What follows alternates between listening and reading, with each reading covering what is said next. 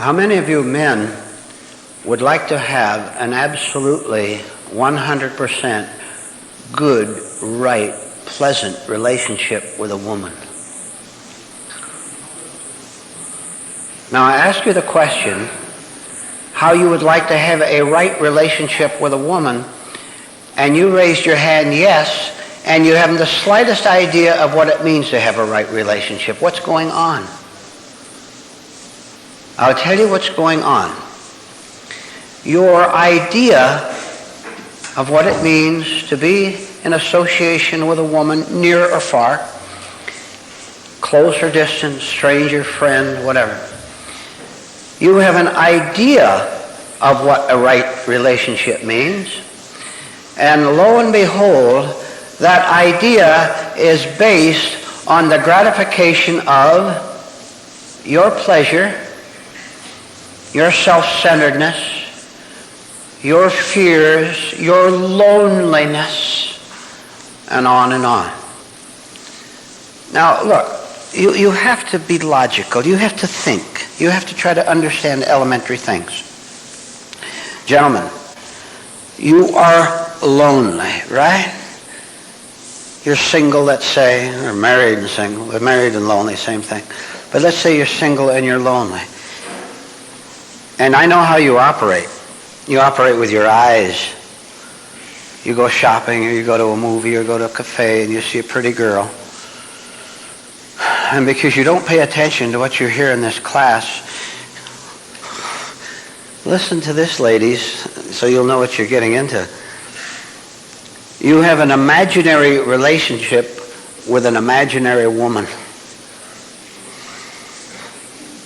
You were thinking from your imagination, you see that pretty girl waiting in the movie line, and you hope by some rare 1 in a million chance you'll get seated next to her in the theater. And your imagination goes on from there, right? I'll have to fill in the blanks. Here you are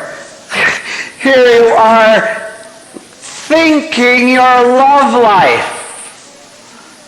No wonder you don't have any. You're incapable of one. All you have is thinking about it. You men, we'll stick with you for a while now. You think of your past relationships with women. Again, near or far. Remember the quarrels? Remember the resentment you had in you toward her when suddenly she said or did something that you didn't like? Remember how sooner or later you just naturally fell apart from each other because it just wasn't enjoyable anymore? The ladies, you remember it too, don't you? Now, gentlemen, do you want a repetition of this for the rest of your life? You are asking for it. The way you are living is asking for a repetition of the very same thing. No wonder you feel left out. You're not living a real relationship with a woman. You're no better off than a man or a woman who lives in identification with the hero or heroine in that novel or in that TV show. You men, we're still sticking with you. You get down in front of that TV set, and there's the hero, all handsome and muscular and wise. And all those pretty girls come into his life. See, try to understand that it is a violation of the law of reality for you to simply be a passive watcher of life in that sense. See, this isn't the sense that we talk about in the class of observing in order to understand. You observe not to understand, but because it becomes your substitute life and pathetically the only life you have. So here he is, ladies. You can have him. Here he is, the man who's lonely, insecure, and a hero only when the television set is on. And he's watching life flicker by in front of him there. He goes out into real life. He goes out into the office or the social event or wherever, and he brings his role with him. No wonder. Haven't you noticed how flustered he is? You know, you're come in contact with each other somewhere, and he doesn't know what to say to you, or even when he bluffs it and he seems to be glib, you know that he's bluffing it. You can sense that he's talking a little too fast or a little bit too much. Here's an imaginary man with, I can't tell you how much pain he has inside of him as he approaches you at the water cooler. And that big coward. You know what he's doing? He's not even faithful to the script on TV. What he's hoping in, when you get your little glass of water at the water cooler, that you'll turn and all of a sudden notice him and a big smile will come up your face and you'll invite him up to your apartment.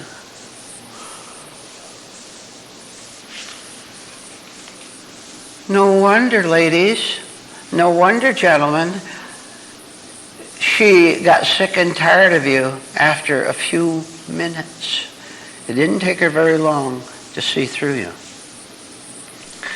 Because first of all, you have no life of your own, nothing that is valuable, nothing operating from your essence at all. It's all memorized. And you get your 10 different heroes all mixed up. Whether it's Robin Hood or George Washington or whoever. You don't quite know which line to give her. So, start off with the fact that you have no idea of what it means to have a right relationship with a woman. You don't have the capacity to understand it or to attain it or to talk to a woman even intelligently. Let me tell you how, gentlemen, I'll tell you how to do it. I'll give you a little head start. To be intelligent toward a woman would be, for example, for you to see her at the water cooler and she's real pretty. And she's shapely, and she's just your type. You'd really like to have her. And you're thinking about sex, of course, under have her. And you look at that woman. If you're intelligent, if you're living from essence, there isn't a single thing in you that desires her. Now you listen to what I said.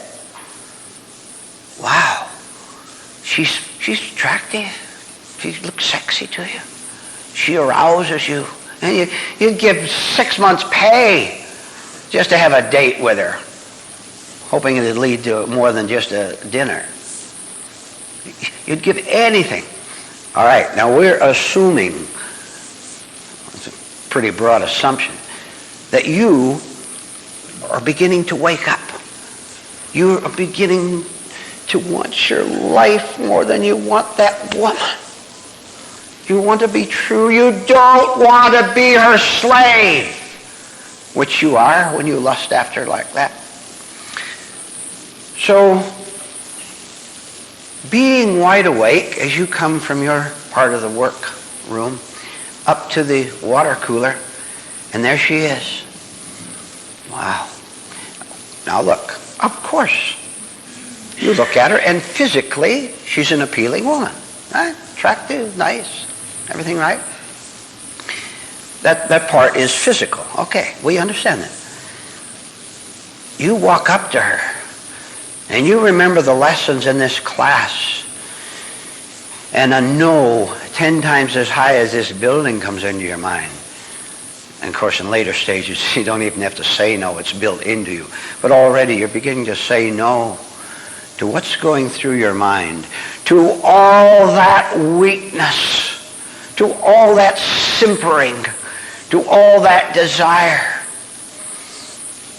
And you walk up to the water cooler, and believe me, now you listen, you don't think this is possible? I am telling you, it is and it must be if you want to be a free man. You walk up to that water cooler, and I'm going to have to use certain words that aren't quite right, but they would get the point over better, so I'll use them. And I think you'll understand what I mean as I use them. There she is. Wow. And you walk up to the water cooler, and you're so wide awake. You're so fully living with yourself. There it is now. You're 2 steps away now. And you are so free of the past, of yourself, of the TV movies and all the romantic books you've read. You're so free of it, you have almost, and here's the word which isn't quite right, you almost have disdain for her. Because you know absolutely marvelously that when 4:30 comes and work is through, you get up and you close your office door and you put your papers in the drawer, whatever you do, and you walk out of the office building, you go down to where your car is parked, and you just go home or go to the cafe or go wherever you go without any residue at all of what went on at 2 o'clock in the afternoon in that office building. Can you see the difference in that and the way you are now? You'll have difficulty. And the reason you'll have difficulty is you're so completely unaware of what goes through you all day long, including when you meet the woman at the water cooler. See, unless you can begin to see how trapped you are, how weak you are, how you'd give anything for a smile, and you do. You give away your opportunity to be free of your own slavery, which the slavery is not in that woman. I don't care how sexy or attractive or friendly or pleasant she is. The slavery is in you. So let's go back to the water cooler, and you walk up to her. Now here's the beauty of it, gentlemen. And the ladies are following this too. They've been through this many times. You go up to the water cooler, and what you want is a glass of water.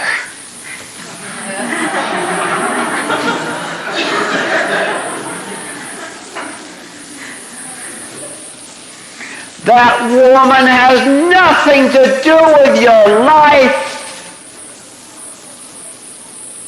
You're free of her completely. There's nothing she can do to affect you in any way at all. Not in a negative way.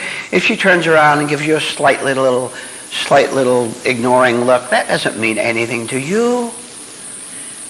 Or if she turns and gives you a slight little smile, a little come-on smile. And the ladies do that sometimes when they have sized you up and think you might be all right. They're mistaken, but...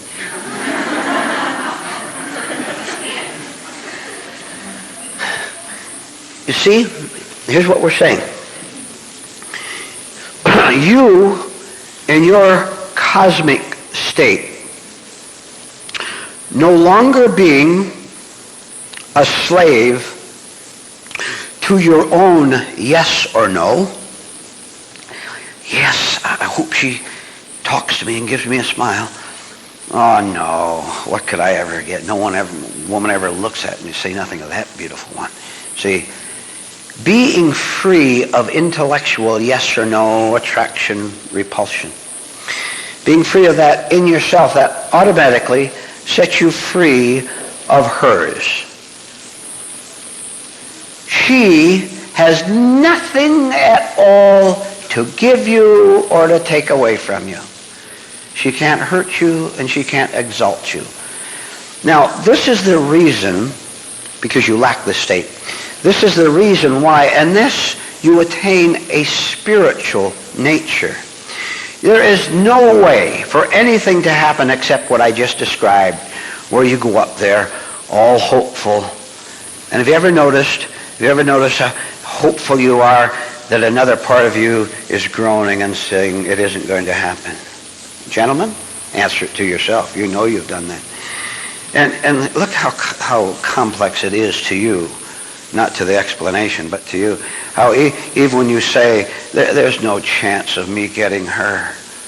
Wow, I'd sure like her, but I have no chance at all with her. See what you've done, and we discussed that very recently, where there is an I in there which takes as its refuge the rejection which you've already put in your mind before she's even rejected you, which she probably will do if she has any sense. So she has nothing to do with your reaction at all.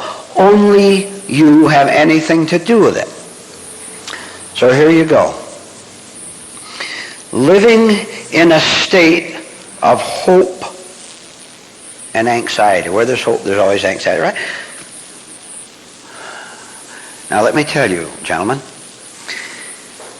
that there is a better way to live than this water cooler inner game that you're playing all day long in one way or another. Even if there's no girl around, you have an imagination. You can picture, remember that girl you met 5 years ago and you had a very brief encounter with her down there in the supermarket or at the party, and she appealed to you very much then, but you've never been able to forget her? By the way, let's go into that a little bit. I've talked to you ladies about broken hearts. You men have hearts that get broken too, right? Because you're asleep. If there's any residue, gentlemen, in you over that broken marriage, or broken romance, or, here's the best kind, or that girl that you almost had and she slipped out of your grasp, you would have fought in 2 weeks. But you, in your romantic daydreams, always think, if it had only been that one, if I'd only got her. And again, you have to be very aware how this is going through your mind. You don't look, you can't go out of the house without meeting a attractive man, maybe attractive woman. Unless you can watch your thoughts as you see everybody, you're going to indeed have to repeat the repetition of your experiences in the past. Now, here's another thing. It makes absolutely no difference to any of you here in this room or listening to this tape what your present state is regarding a romantic involvement. What I'm saying is, it makes no difference at all. And it had better not make any difference whether you have a man in your life or whether you have a woman in your life or whether you have absolutely no one in your life. Why do you take the place of reality and say it should make a difference? It does make a difference. It must make a difference because I'm lonely and I want someone of the opposite sex in my life. I'd like to have a nice man. I'd like to have a nice woman. How you dishonor God. How you put your own thoughts first. How you claim that you know what is best. You see, far too many television shows of romance in which you're quite sure, absolutely sure, that there's just the right woman or man for you. Now, let's correct that instantly and forever. So that whether you're all alone or have a man, husband, boyfriend, whatever, girlfriend, whatever, let's correct the situation where you are right now, which is the only right, intelligent, certain place to change it. Now, you know better than that. You know that if you say, I'll be happy when, that you're not going to be happy. You've tried that. I'll be happy when I get him, when I get her, then I'll be happy, then I'll have it. You know it doesn't work that way. So look how beautiful truth is when it says, sir, lady, you start in exactly the situation that you're in right now. Yes, with all your misunderstandings about the opposite sex and about you in relation to him or her. Start exactly where you are with your loneliness, with your yearning, with your wanting. I know, listen ladies, I know this, and you know it too. I know, ladies, you want to be held physically, psychologically. I know that. All right. We're not talking about that now. We're talking about you being 100% purely in your present situation, as desperate as it is. Now, I know how this is going to sound to you. It's not going to sound romantic at all. But that's the trouble. You won't want romance of your own definition instead of truth. Regardless of where you are right now, and if you have no prospects in a million years ahead of you, regardless of where you are, you will remain where you are until you understand it and understand the mistake you are making by filling your life with yearning for someone, with pain, wanting someone. Since when is it right to be in pain or agony over anything? You know it's wrong. So why are you deliberately breaking a spiritual law? I'm so lonely. I did have a man, now I don't anymore. Things like that. Now, if there is a rare man in this world who comes along, let's say there is a rare man in this world who comes along, and he does everything that we've talked about. That is, he sees how he's been on the wrong track. And he can go up to the water cooler wanting only a glass of water, and he's quite aware of the woman's physical presence. When he walks up to her, being in complete command of himself, we now have to enter another situation concerning the woman. There are some women in this world who want the truth, and there are other women in this world who despise the truth, who hate it, who want nothing to do with it. And those women have husbands, women who despise the truth and decency. They have husbands and boyfriends who also despise the truth. Like attracts like. The two go together. They're attracted to each other. Hatred is a unifying factor. It brings you together and keeps you together. Now, let's take a woman who maybe she's been through an awful lot with men, and she's beginning to suspect that there was something wrong with her. You know how it was, girls, at 18? You know, everything looked great. Then you met that idiot who was 20 years old, and he looked so nice, and he was so charming. Let's start. And you went around together. And then at 20, when you were 22 years later, the next one came along, and then the next one, and the next one. You ladies have had an awful lot of sex experiences, haven't you? Men don't know that, by the way. I know it. They can't figure that out. And you run into all these men, ladies. If you someday are standing beside a water cooler and you want a glass of water and you get there before the man does, if a very rare man comes up, remember now, you've been through it before and you're sick and tired of these idiots who flirt with you and want to get you into the bedroom. You're standing by the water cooler and that rare man comes up, you will spot him at once. You won't be able to help it but spot him. I tell you, you will be able to feel his radiations. You'll be standing there, your mind is on getting that glass of water, and he will come up and stands at a polite distance, of course, so as not to crowd your territory. And he's standing there. I will tell you that a sensing of his strength will go through you. And you'll look up and you won't understand what's going on at all. But you'll look up at him and something will charge through you that has never ever happened to you before. Understand now, I'm saying this can only happen to you if you come to this class or you've been reading truth books for a long time. If you begin to develop yourself a little bit.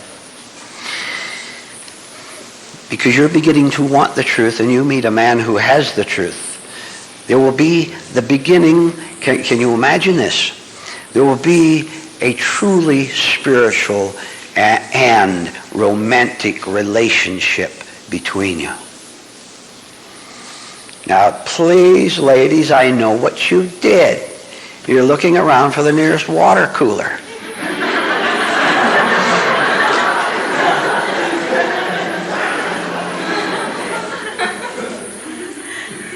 It's going to be crowded around there downstairs.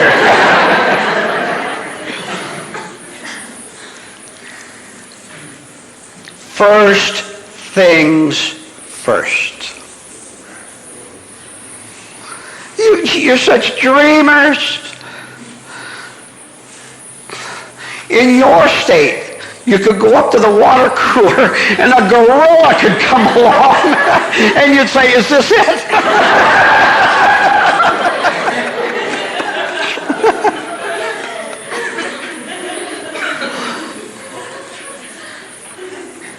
Light knows light when it sees it.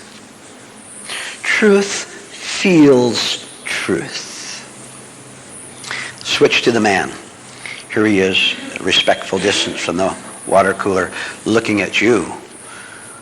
Because he's wide awake. He is reading you 100%, which either state you are in. Whether you're a truth hater who wants to go home and live a wrong life. Whether you're a truth hater or whether you're beginning to develop. He can look at you and he can classify you instantly which camp you're in. And he doesn't give 2 cents which one it is. You see, ladies, you really, really, honestly have nothing to give to a real man. Now, having said that, if you are real and he is real, even the beginning of reality in both of you, then you can have a right relationship. And if you want to call that giving, all right, then in that sense you understand. You're giving each other, you're not giving each other anything that you had when you were 8 years old or 10 years old. You're giving each other something that came to you as a result of your mutual self-development. And what you're really exchanging, which is very nice, is truth. And oh, ladies, when you meet a man like that, you know you're absolutely safe 100%. And he knows it. He knows that he is safe. He's conquered the world. He's conquered the universe. Past, present, and future. He's conquered them all. And you sense that. And you, in relationship to that real man, undergo a character change, a natural, right, beautiful change inside yourself. Because, to put it very bluntly now, you've met a man for the first time in your life who isn't a phony. And you were so absolutely delighted to be pleasant. You want to be, your heart, for the first time, your heart wants to be pleasant. Because you know that he has nothing but pleasantness himself. Well, then you have a lot of work to do on yourself to understand that in your present condition, you are going to attract one thing, that is you. You're going to attract what you are in a man or in a woman. If you want to attract something different, then you have to be something different. Now, please don't take that as a thought which you may have heard before. You put it somewhere in your notebook and forget about it. If you forget about it, I'll tell you what you're doing. You have decided that it's too much effort, too much change, too much threat for you to change yourself so that you'll be able to recognize a decent man if you meet one. You have decided that the repetition of meet, smile, and fight is good enough for you, which is a pretty pitiful condition. So again, you can have your choice. It all comes back. It comes back to what you yield to. If you yield to your old nature, it will increase, and you'll be increasingly unable to meet a man or to understand a man or even have a right relationship with him. If you fight with yourself, you'll fight with him. If you want to not fight inside yourself, which truth will do for you, you're no longer fighting in yourself. Then when you meet a man, oh boy, ladies, you no longer want to get away with it. You will say to that man, listen to this, pretty strong stuff. You will say to that man, you can do anything you want with me. Do you know why you say that? Because you've developed yourself to the point that you know there's no way on earth that man can ever do anything bad to you. He can only do good to you, and you know it. Would you like that experience, ladies? Would you like that experience, gentlemen? Well, triple your work on yourself, and you can have it. What will it take to get through to you men that there is a right way and a wrong way to have a relationship with a woman? To have a relationship, and listen to this, which is not just okay, not just getting by, but which is an absolutely 100% right, and I mean 100%. What's it going to take to get through to you that there is a way for you to have such a relationship with a woman? Now, I'll tell you what it is.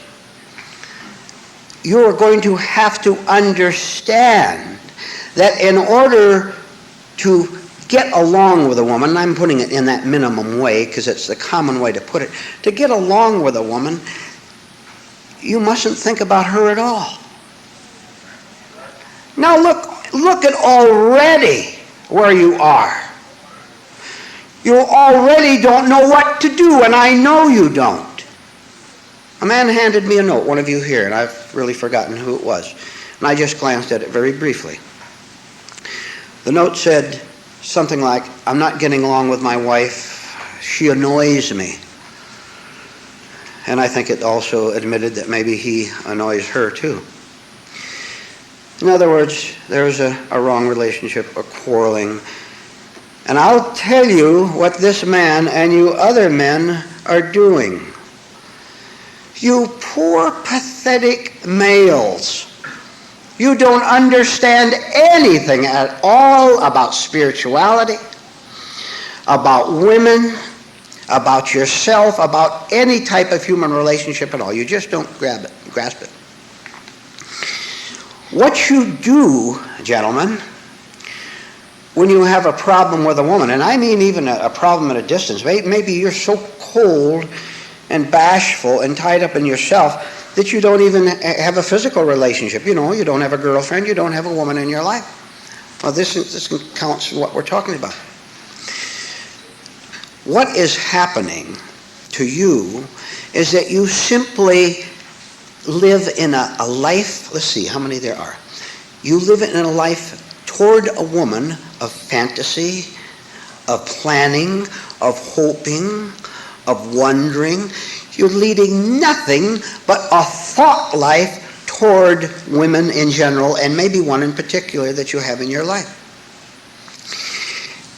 And I know, and you know, as long as you have a thought relationship with her, you'll have no right relationship at all. Now let me tell you why, one reason why you do nothing but think about it.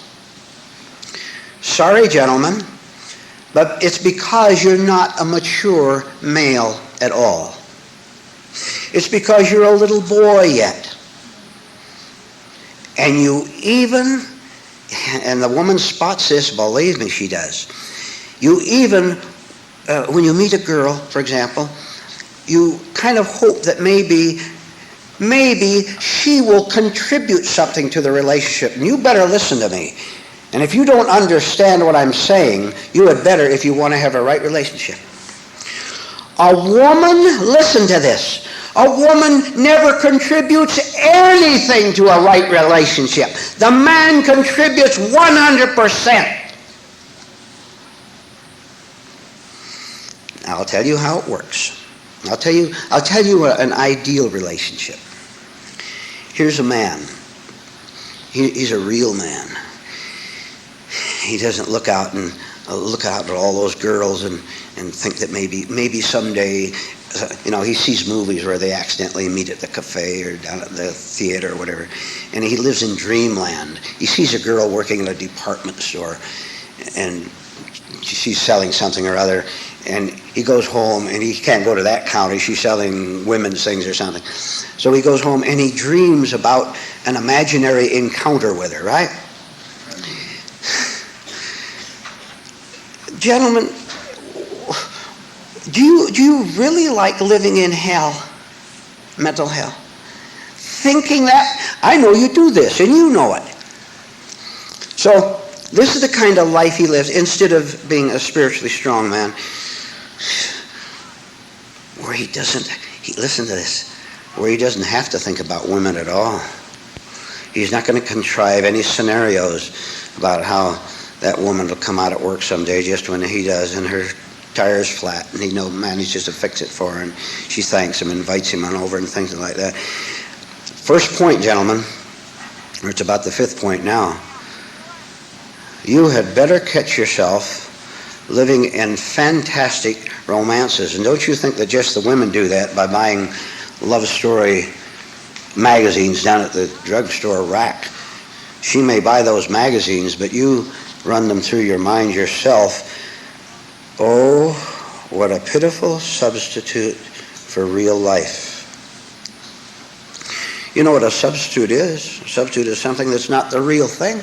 You want the real thing, but you don't have sense enough to have the real thing in a relationship with a woman because you have settled for dreaming. You've settled for thinking about her and hoping that in some way, you miserable little wretches, some way she will take the lead. In a right relationship, there is no personality lead either by the man or by the woman. When there's the meeting and the brief romance and the inevitable fight. Let's look at that a little bit. Human personality is based on thought. It's based on aggressiveness. It's based on desire. It's based on dreamland romances. And it's based on you thinking that maybe fortune will turn your way. Something will happen, and you yearn for it all the time, but it won't happen at all. But I want you to notice, gentlemen, I'm talking to you now, I want you to notice when you have all these desires toward meeting a nice girl and going to bed with her, I want you to notice the kind of a condition that you are in while all this aggressive personality desire is moving forward.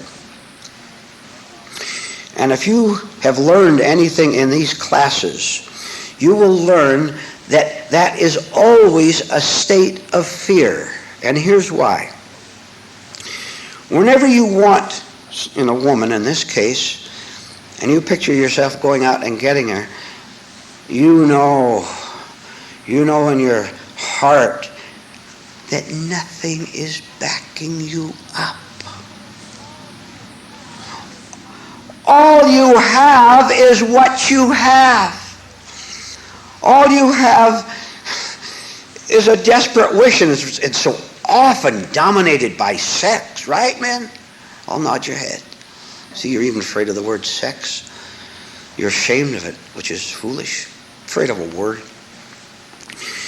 It's dominated by sexual feelings and feelings that there's a nice program on TV tonight, and it'd be nice to have the girl alongside you, and you're having dinner together and having a nice time, and then sex afterward. You always put that somewhere afterward. You don't put it first. You put it afterward because you want the dream to last as long as possible.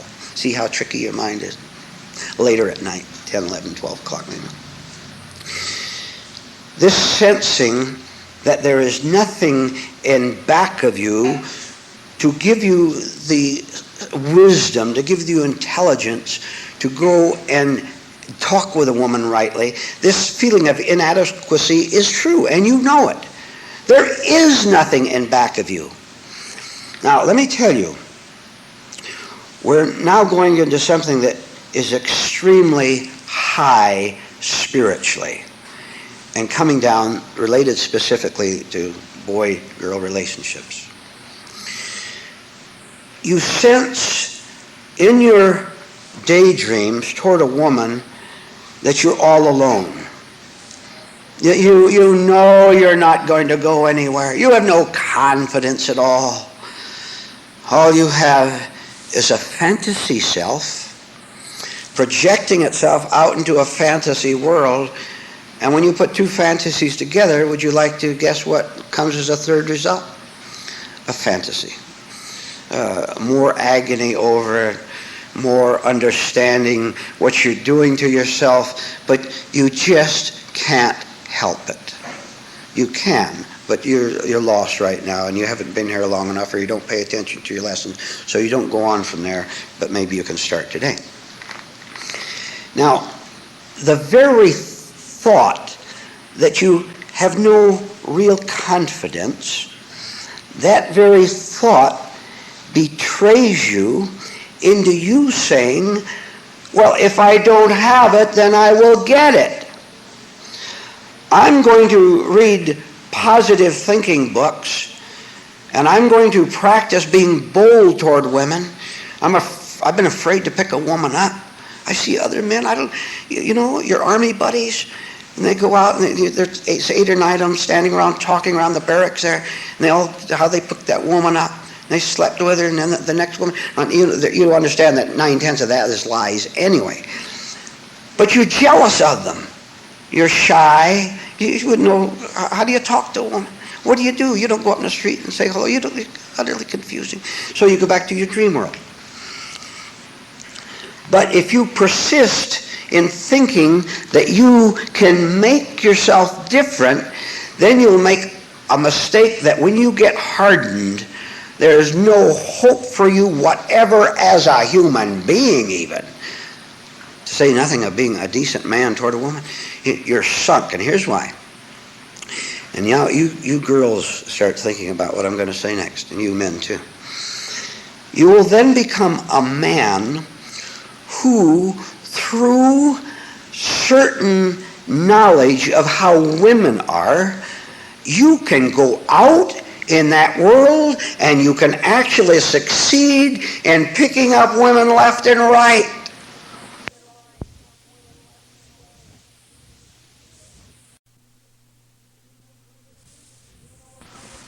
You know how to do it. You understand their weakness. You understand that you have to appear to be nice, and you have to smile a lot.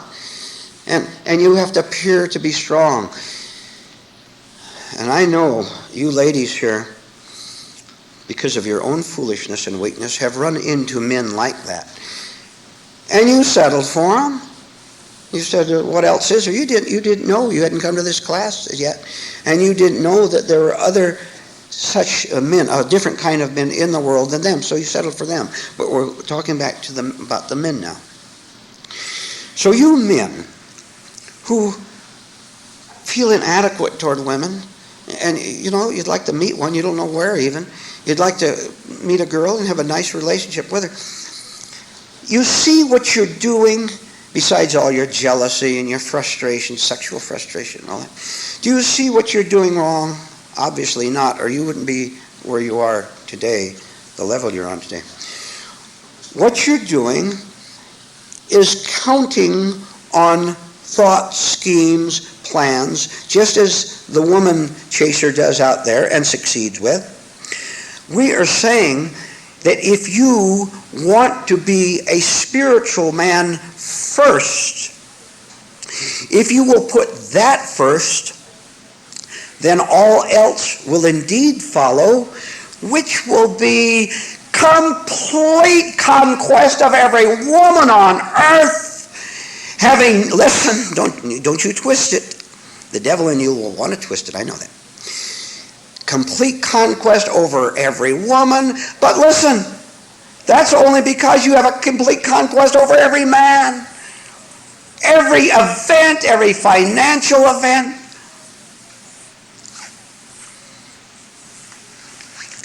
You are your own world, not an isolated world, but a complete world.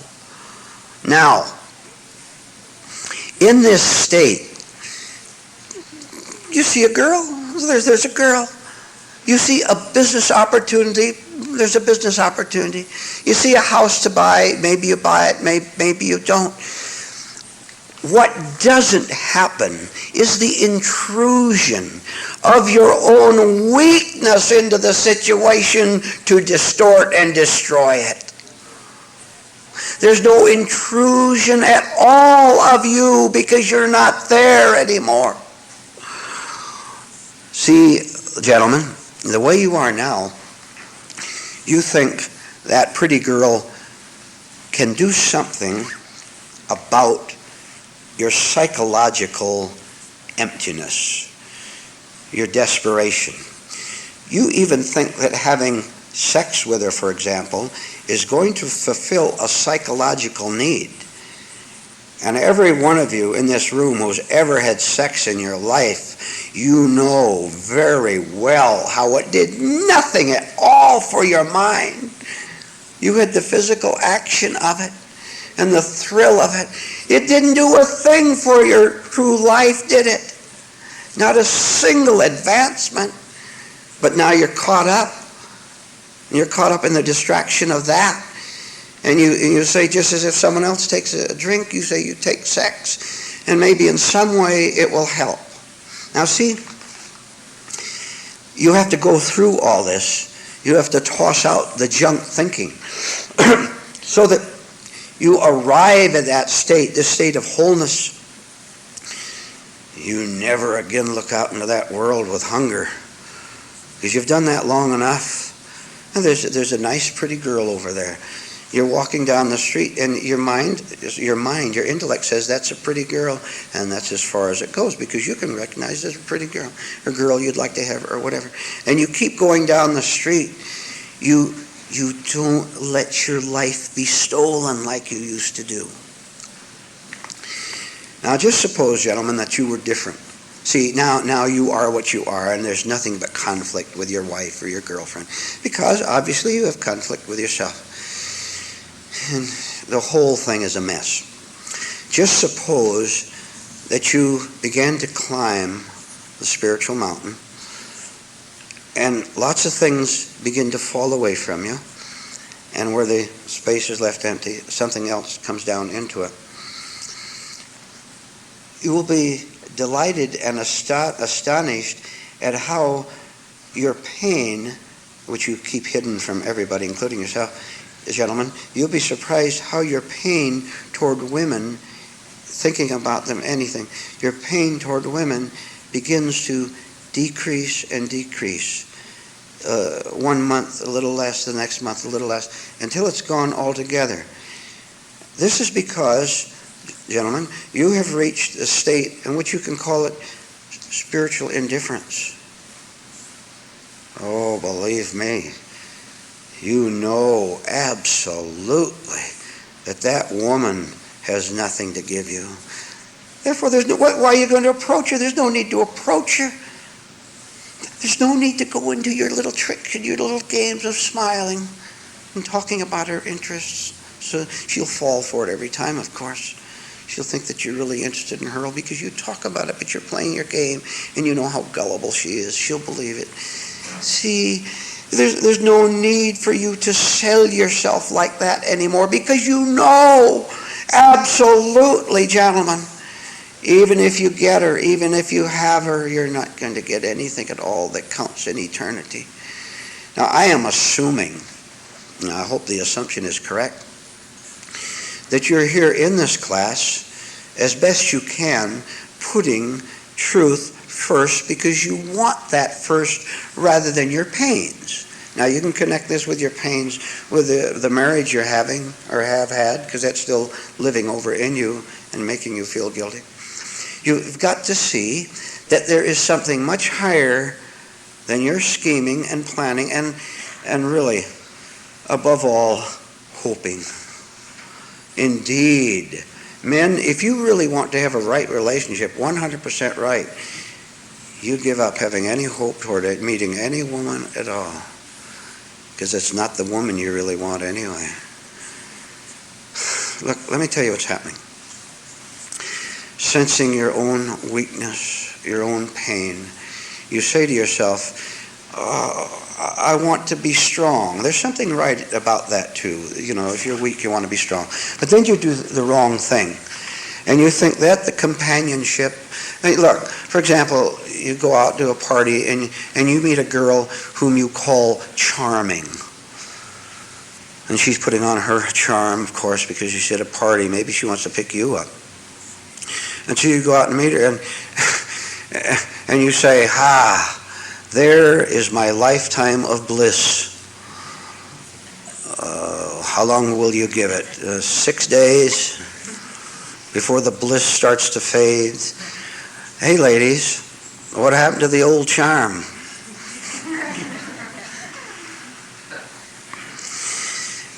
Finally, men, it gets through your very thick head that woman can't do any more for you than that $20,000 profit you made on that business deal a couple weeks ago. That woman actually can't do any more for you. It doesn't do any more for you than that trip you took that cost you $500 plus tips around the Bahamas. And you come on back, and you come back to the same home and to the same self. So finally, men, you begin to classify women in the same classification as a financial deal or a trip to the Bahamas, in the sense, the right sense, that nothing, no physical movement, no eye movement, no self movement can ever take away the pain of weakness. Why do you think you want to chase that woman? You kind of hope in your delusion that somehow it will give you something new and lasting. And you had better face the fact right now that it won't. I told you that one of the biggest problems, and you had better understand this, is hope that next time it'll be a little different, it'll be a little better. It isn't going to be any different, any better, because you're the same person going out into it. Maybe you understand that. Now, where are we now? Where are we left? I'll tell you where you are. You're at the point where you had better come into this classroom with a different kind of a mind than you have come in here previously.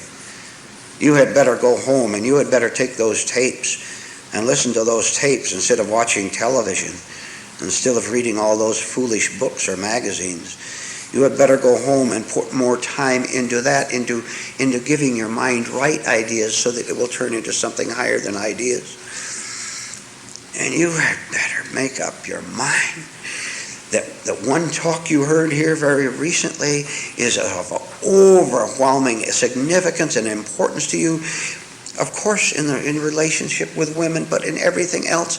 And that talk being that you have to put truth first. You have to say to yourself, now let's see, I heard a certain truth that wherever I am or what I'm doing, I'm going to be aware of it. So when I go like that with my hand, I'm going to know I'm doing that. And then I'm also going to see why I'm doing that. Well, one reason I did that, one time I did it, is because someone was looking at me and I felt a little nervous. And so in order to make them not see, so they can't see that I'm nervous, and to sort of appear casual, I'm sitting here relaxed, I'll go like that, and I'll kind of look over there like that, as if I'm kind of nice and relaxed, and I'll fool them. So the why of look Look what a simple thing it is to go like that. Think of all the gestures, the thousands of gestures. Then go on from there. See all the things you think about. Gentlemen, I am telling you how to have a complete right relationship with a woman by doing that and knowing you're doing it and knowing why you do it. Now onto the woman's side. You finally understood it. There's no point writing notes to me about having fights with your wife. There's no point discussing things, saying, well, I meet a girl and it's all right for a while and then we fight. What can I do about it? You see, you want to kid yourself into thinking that you can do something about it.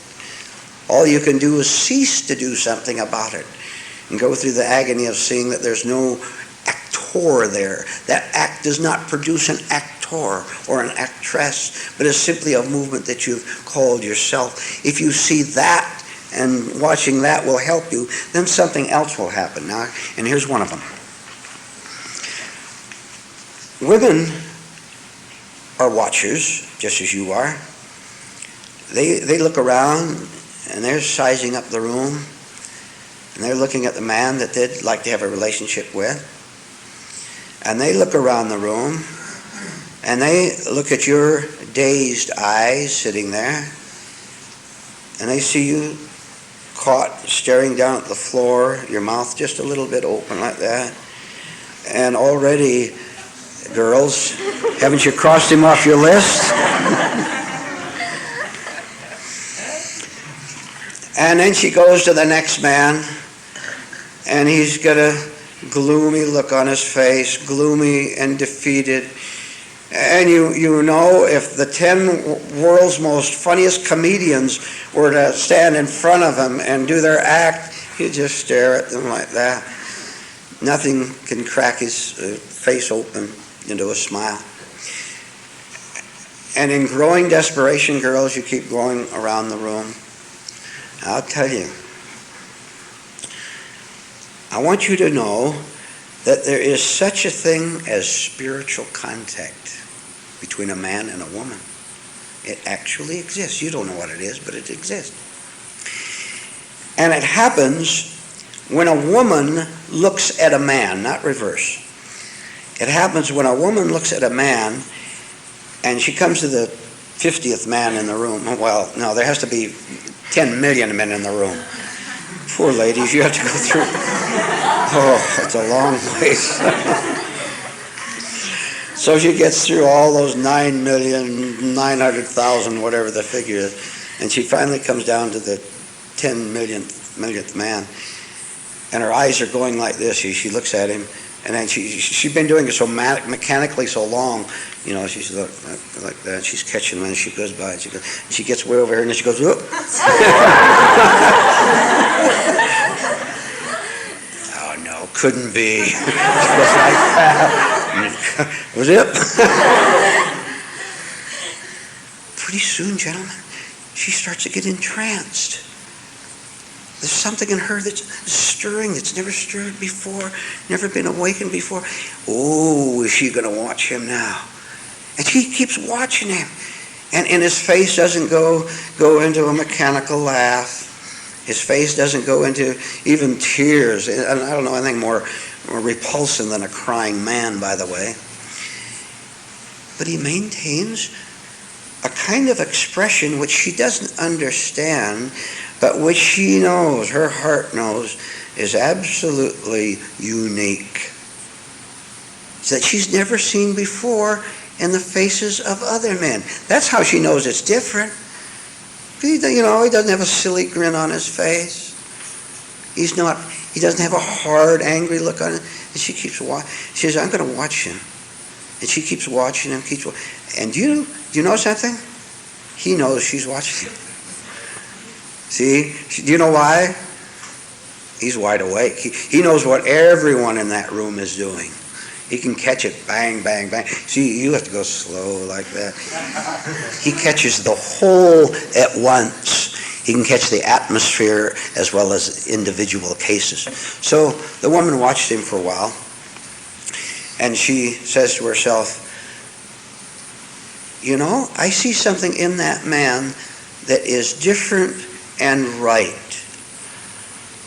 And she begins to suspect something that I mentioned at the last talk. She begins to suspect something as follows, that that man is never, ever, ever going to hurt her. If they should have a relationship, whether they do or not is not what we're concerned with. But if they should have any kind of a relationship, close or far, she knows that he can't hurt her. He knows it too, by the way. He knew it before she did. But it's not complete. Oh, I'll tell you, you girls ever been knocked around by men? Ever been snapped at? Ever been hurt? Of course you have. That old suspicion doesn't give up easy, does it? It's there all the time. Now, I want to tell you what's happening. I want you to know that this situation I've described is a true spiritual experience. It is a spiritual experience that has come down and simply directed itself toward a man and a woman. It could go other places. It could go to a speaker and his audience. It could go between a man and his wife. It could go in many different ways. But the woman will watch that man and she will be very much attracted to him. And here's a very nice thing. This is so nice. So nice to say nice things. You know, even negative things are nice things because they're honest, but this is a nice thing. What is true and beautiful in that woman is what is attracted to that man. As little of it she has, if she's just 1 ounce of it, that 1 ounce sees that man and is attracted to him. The lights are attracting. He has a lot and she has a little bit. Now, that relationship, again, whether it's near or far, is beginning to be a right one. That man will take full 100% responsibility for any woman, whether it's 1 or 10 million women. He will take full spiritual responsibility for her, and he will never fail her. It's impossible. That's what she likes. That's why she wants to be around him. Because she knows, again, she's not going to get hurt. She's with a source of real strength, and how can real strength ever hurt her? Now, in the sight of God himself, whether there's marriage in that relationship or not, in the eyes of God, there is a right, beautiful, marvelous male-female relationship. One in which the woman can begin to grow. She can grow just by being with the man. They don't have to talk about anything, don't have to say anything, just to be in the same room with him. The woman can begin to grow. Or your ideas of what spirituality is beginning to be a little different. It's something that's invisible. It's something that's very strong. So, in summary now, gentlemen, please don't think about women. Think about what a mess you are. And think of how you're only going to repeat disaster and heartache for yourself and for that woman unless you listen to what I'm telling you today and make that the guide of your life. You make that the guide, you'll make a lot of mistakes. You'll do dumb things because you'll be acting from your own egotism, your own thought life. You'll make a lot of mistakes. But eventually, if you're honest, you'll see the mistakes and they'll fall away. And you will grow. And then you, gentlemen, will have the same reward that the woman has in the relationship, which is simply for a man and a woman to be together, and both of them all the time, 100% of the time that they're with each other, to be nice to each other. And they're nice because they're spiritual. How many of you ladies would like to have a great, grand, glorious romance with a man? May I see your hands? Now, I have a two-word advice for you. Would you care to guess what it is? I'll give you a clue. It's a two-word answer, and the first word is forget.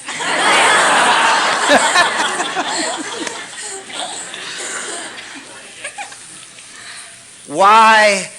Forget it, because you are the way you are. That's why.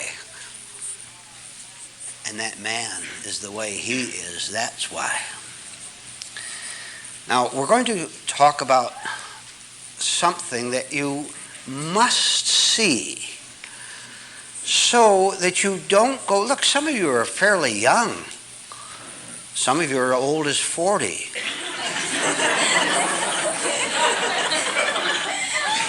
Someone had a 30th birthday today. You've got a long time to hang around this world. And do you see any point in repetitious romance? Pretty dreary expectation, right? Men too. I mean, you look at each other and you go, maybe that's the best I can do. Just about is. You might do worse. The point is, you are incapable of thinking correctly toward love, toward romance, toward sex, toward men, toward women. Take my word for it for the start right now. There is no way you can think correctly. You never have. All you do is repeat the same old patterns, which is dominated by hope. You just hope all the time, don't you, that something is going to be different.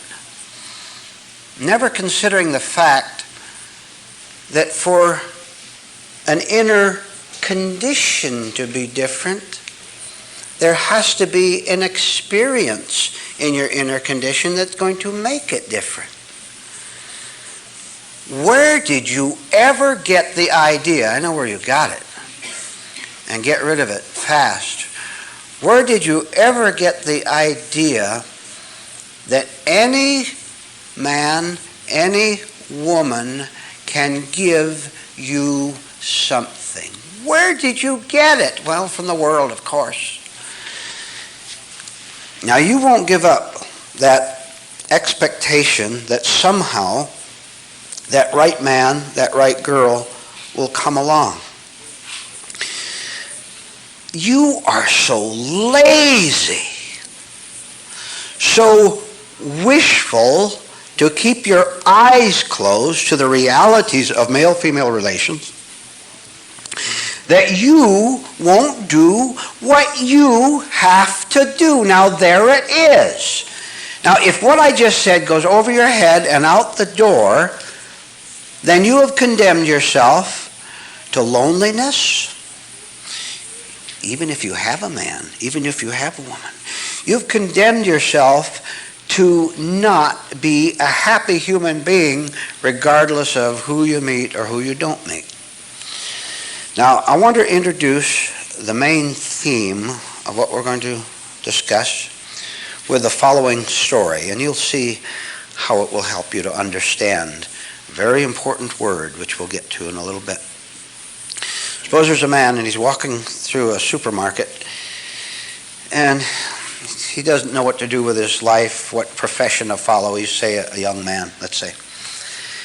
And he's walking through the supermarket and he goes past a certain section and he sees a can of food with a famous chef's name on it, which you will do if you walk long enough through a supermarket, right? And all of a sudden it occurs to me, that's what I'd like to do. I'd like to be a world-famous cook. Maybe my name will be on pictures in supermarkets and I'll work at some great resort hotel in Paris or Riviera somewhere. And I'll be wealthy and famous and do something creative that I like cooking. All the great cooks are men, he says to himself. So he goes to a cooking school and applies for admittance.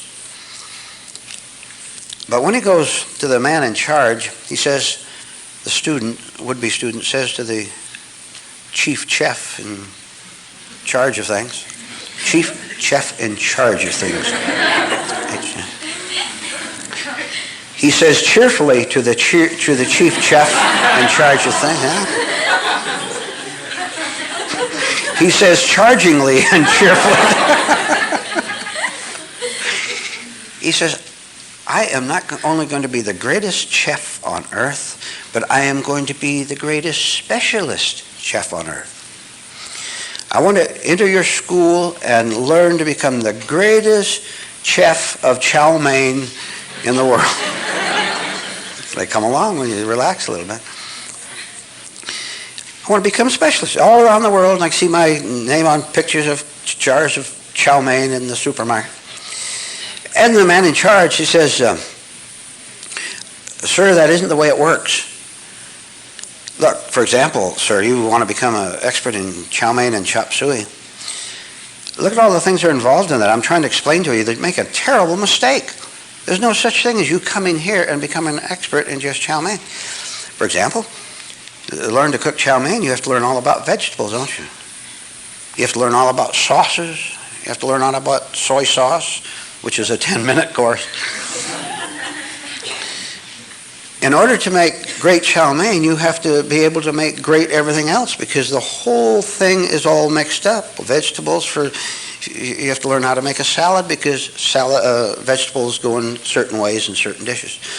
So there's no way you can just specialize in doing that. So he goes away discouraged and never becomes the world's greatest Chinese food chef. Here's the point. If you ever see a course or a book advertised, no matter what the price, how to meet a woman or a man and have a great, glorious romance forevermore, forget it. The book is going to be a fake. The course is going to be a fake. And believe me, there are such courses. You know, they call them human relations courses, how to have a happier marriage and all that. Nobody has a happy marriage. They're just short or $50 for the course is all. They go home and fight. Fight with $50 less in their house now. Now they fight over the $50 that you lost.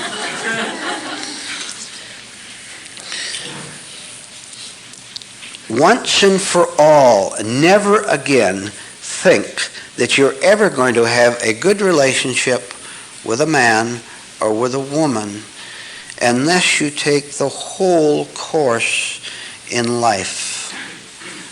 Now, here is the key word for this afternoon. Very simple. You can write it down or you can remember it. And it starts with a capital A. The word is allness. A-L-L-N-E-S-S. Allness.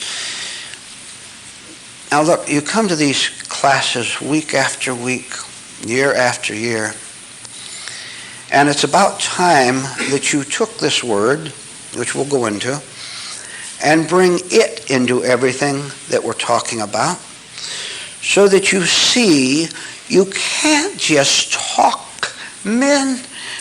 You can't just talk about how to meet and attract a lovely lady. Ladies, you can't just think about how to make your marriage better, how to get along with your boyfriend, or how to meet a boyfriend, someone who's going to be nice to you. I tell you, and I tell you once and for all, you are wasting your time. Now, please, have the intelligence to know that you're wasting your time. Don't be afraid to see it. The revelation that will come to you when you see, you must indeed forget it. You must start going in an utterly different direction, which is going to be very difficult because of the extreme magnetic attraction of sex, of holding a woman physically, holding a man physically. Of course it's attractive, and it's something that's very natural. There's nothing wrong with it. But you ladies want to be held, and you men want to hold the girl, and all the things that are perfectly normal and right in a boy-girl, man-woman relationship. This attraction must absolutely not be canceled out, not be put aside forever, but you've got to suspend your thinking about that, or any contact you have with him or her. You might hold her, you might have sex with her or him. Whole lot of men, whole lot of women. You might do that.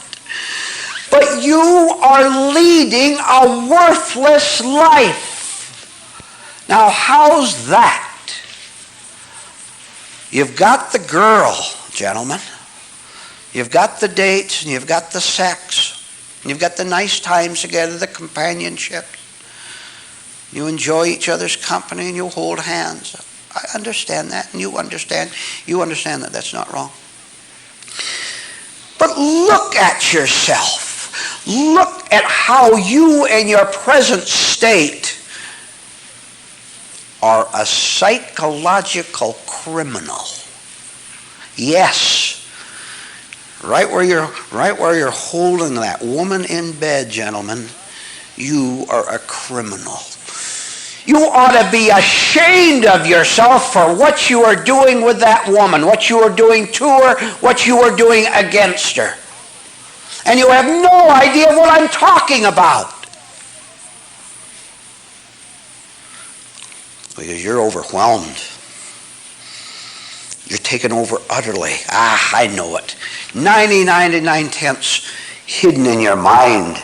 Even when you see the women in this room, your eyes follow her, don't they? You think about things and then you're ashamed of it, so you distract yourself with a cookie or something. You gentlemen, I'm talking to you now, we come back to the girls. You are a psychological criminal. Now, if you were that, what you do unto her, you have first done to yourself, which means you're not developed. Which means you are trading with her. It's your responsibility. The first responsibility in a male-female relationship is with the man. And she knows that too. And if you don't know that, you'd better come to classes 7 times a week, either in Los Angeles or here. And I better triple your studies until you do understand, men, that it is your responsibility for what happens in that. I'm telling you, it is your responsibility, not hers. Because, just one example of that, if she's a horrible creature, and women can be pretty horrible creatures, if she's a horrible creature, why don't you get up and walk out and stay out? You can't. That's your level. The criminal returns to the scene of his crimes. Look at it. Look what you're doing, men. You have the nerve, the audacity to say, I would like to meet a woman who's worthy of me. Think that one over. And then forget it. I'd like to meet a woman who's up to my standards, who can, a nice woman and all that. And of course, what you're really saying is you want a woman who will do exactly what you want her to do and all that. Here's you, a psychological criminal, and you think in your sickness that you can have a right relationship. Now, you had better, all of you men, right now, you start defining in your mind what you call a right relationship. You write it down, and I'll tell you what you do when you get that paper and pencil. I'll tell you what you'll do. You will lie. You'll put down there what you think you're supposed to put down there. You'll put down all the cliches. Marriage is a two-way street. You're supposed to cooperate with each other. It's a little give and a little take. I'd like a woman who's pleasant but not weak and things like that. You will tell one lie after another, gentlemen, when you put that list down of what kind of a relationship you want. And then when you write it down and you go out into the world, woe unto any poor, weak-minded woman who has the gullibility to get involved with you. My dear ladies, he's fighting with himself. Do you think he's going to have any other kind of a relationship with you? See, not being integrated in here, not living from the spirit of truth. What has he got to give you except the physical? He can give you lots of sex. He can hold you a little bit. He can talk to you and all that. He gives you that and you are empty. What are you ladies settling for heaven's sake? For your sake, what are you settling for? You're not going to find a man who is lost, who is only a mind and a body and a motorboat on Sundays. You're not going to find a man who can take away your fear if that's all he has. You can forget ever trying to get anything from him except the physical. And a little dinner over TV or something like that. Now, since it is useless to divide life into compartments, don't do it. Since it is pointless to say exclusively, you see, you're looking like this, and you don't see what's out there, down there. You're just looking out there, and you can see what's right in front of you. Since it is useless to compartmentalize life, since you must see the all, never again ask anything about getting along with a woman, getting along with a man. Forget it entirely. Because you're living in the assumption that if you can just get matched properly, that's what you're thinking, just the right match. I'm a nice fella now. If I could just meet a nice girl, there we are, two nice people. You're not a nice fella at all, and you know it. Nobody knows it better than you what you have to give to a woman, which is the last thing she really wants. See, gentlemen, back to you being a psychic criminal, which you are. Women do follow men. That's the way nature made it, and in itself it's not wrong. Now, when women follow a man, men, when a woman follows a man, and that man has nothing but the physical and the mental, and he comes home excited about the investment he's going to make or the trip they're going to take, he vibrates with false life. That woman, not knowing any better, that poor woman depending on him to know what life is all about, she follows him. Do you men are beginning to get what I've hammered at several times here this afternoon? I tell you absolutely that you are responsible for that woman. And not just I say so, but God says so, because that's the order of things. So when you, with your neurosis and your madness, and all you can think about is getting revenge, and all you can think about is swearing, and all you can think about is your beer and your cigarettes, if that's all you can think about, what have you done to her? Exactly what you have chosen for yourself. Now, if you want, do you want the woman to be better? Do you want her to change so that when you're with her, she will be a right woman? Then tell her how, by being right yourself. Don't you know she watches every move you make? Don't you know she listens to every word and the inflection of it? And she watches your eyes. And when you come home at night from work and you clamp up the steps and throw your clothes on the floor, bounce your shoes around, she sighs because she knows what's coming next. And what's coming next is you. With all your sleep, all your inconsideration. Gentlemen, it is against the law for her to take the lead.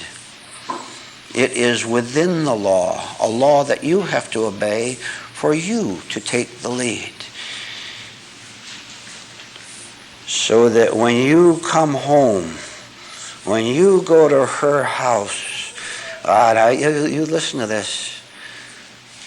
When you're a right man for the first time, that girl's heart will leap with pure joy, with pure pleasure, with real love, with real affection. Think of the word affection. You're not getting affection from any woman because you're incapable of giving it to a woman. How can weakness give affection? Affection is strength. When you go to her house, when you meet her, or you come home from work, and there's your wife standing there, what a pleasure it will be for her to see you, and a pleasure for you to see her.